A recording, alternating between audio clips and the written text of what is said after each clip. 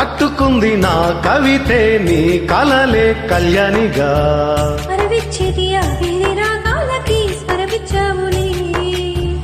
ఇరు తీరాల గోదారి గంగమ్మకే అలలిచ్చావులే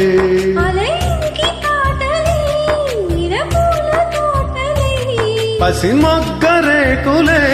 పరువాల చూపులై విరబూసే